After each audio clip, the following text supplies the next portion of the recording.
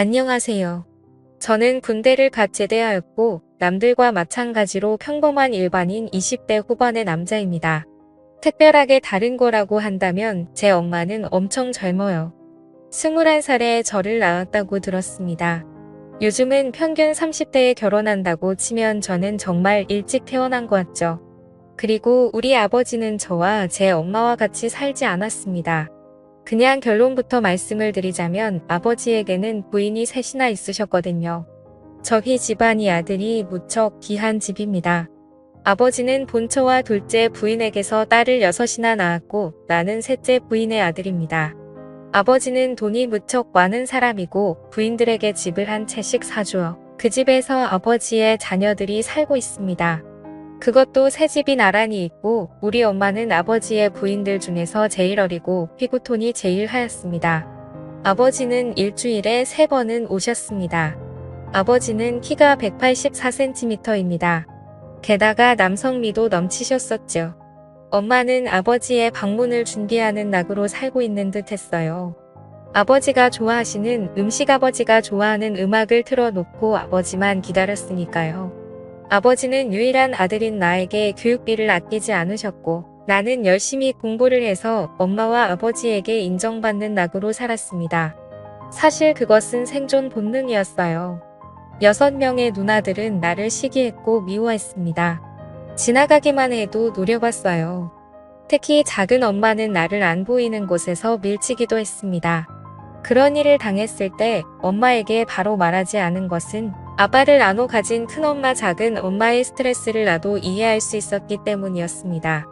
할머니는 설에 나에게 가장 많은 세뱃돈을 주셨고 나에게 이 집안의 사업을 이어받을 유일한 장손이라며 계속 열심히 공부하면 많은 것을 물려줄 것이라고 호언장담하셨다.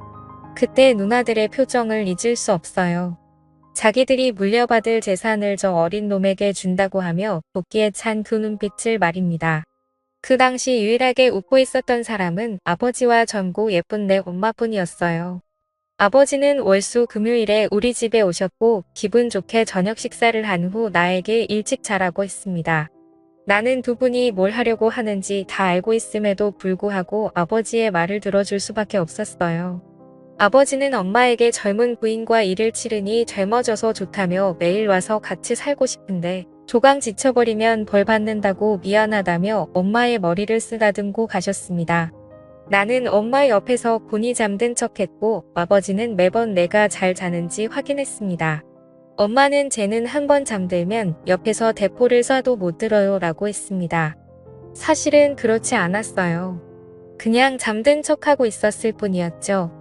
엄마는 나를 잘 키워서 아버지 사랑을 독차지함과 동시에 아버지 재산을 많이 차지할 생각을 하고 있었어요. 너무 속보이는 엄마가 여우 같다고 생각했지만 한편으로는 그런 의지를 가지고 사는 젊은 엄마가 안 돼 보이기도 했습니다. 그러던 어느 날 엄마와 아버지가 드라이브를 하다가 교통사고가 났습니다. 엄마는 크게 다쳐서 요양병원에서 살고 계신 지 벌써 8년이나 되었던 거죠.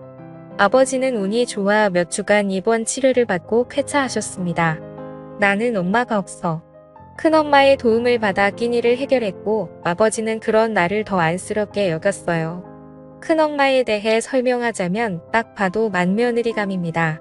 통통한 몸매에 넙대대한 얼굴, 호탕한 성격의 소유자이십니다. 딸넷을 낳고 아버지의 본처라는 지위를 이용해 명절 때 작은 부인들에게 일을 시키고 나중에 용돈을 몰래 주기도 했어요.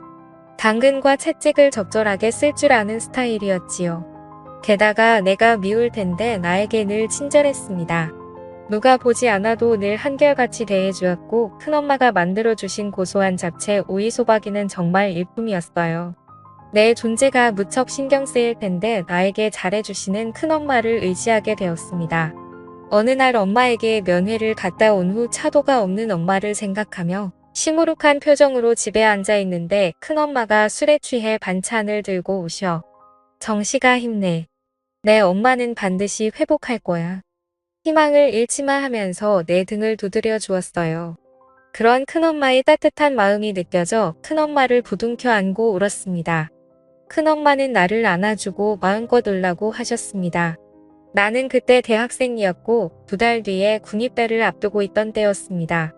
큰엄마는 그러지 말고 우리 술 마시자고 했고 나는 냉장고에서 막걸리와 안주를 챙겨 나와 식탁에 마주 앉았습니다. 큰엄마를 다시 보니 은근 남자의 마음을 이해해주는 포근한 성격이었어요. 나는 용기를 내서 말했습니다. 큰엄마, 오늘 큰엄마를 꼭 껴안고 자고 싶어요 라고 말입니다. 큰엄마는 엄마 품이 그리운데 엄마는 병원에 누워서 아들도 못 알아보고 있으니 얼마나 속상하니 큰엄마가 안아줄게 같이 자자고 했습니다. 나는 큰엄마의 따뜻한 마음씨에 감동했고 큰엄마 손을 잡고 내 방으로 들어갔어요.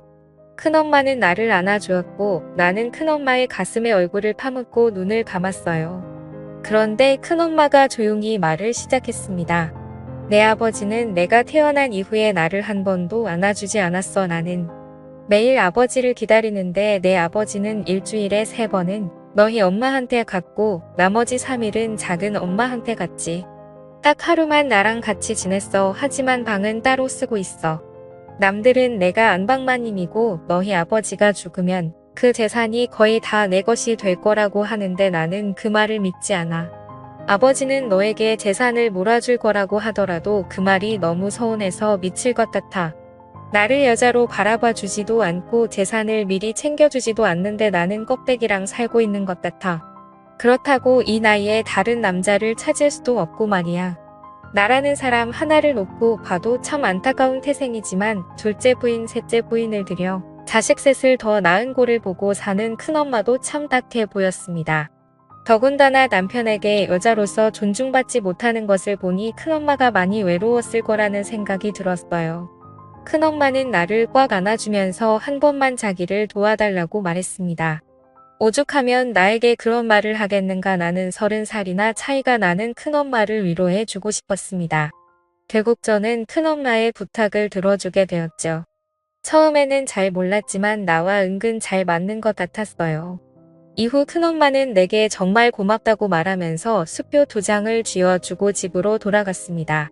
큰엄마의 한 맺힌 인생을 생각해 보니 가엾기도 했고 중년 부인의 매력을 알게 되니 만감이 교차했습니다. 큰엄마는 그날 이후로 반찬을 갖다 준다는 핑계로 우리 집에 자주 왔고 내가 좋아하는 막걸리도 준비해서 말입니다.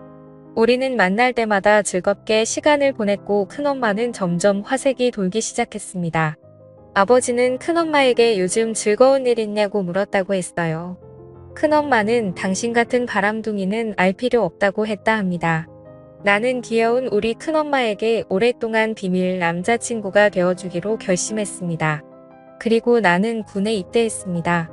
어느 날 큰엄마가 면회를 왔어요. 엄마는 여전히 의식을 못 찾는 상태라고 하네요. 그리고 맛있는 음식을 잔뜩 사주시고 돌아갔습니다. 큰엄마의 면회는 여러 번 이어졌고 나는 제대를 하게 되었습니다. 큰엄마는 대놓고 우리 집에서 잠을 자고 갑니다.